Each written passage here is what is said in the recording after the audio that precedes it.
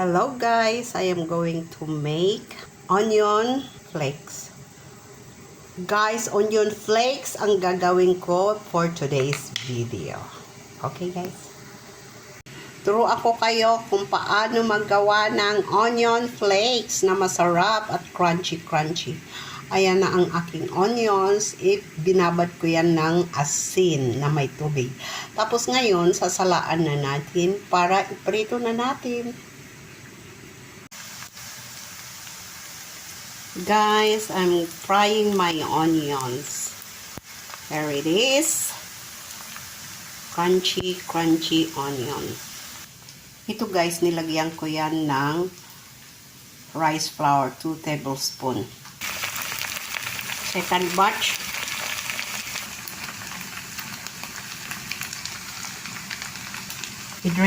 I-drain ko ang excess oil, tapos patutuyuin ko yan sa paper or kitchen towel.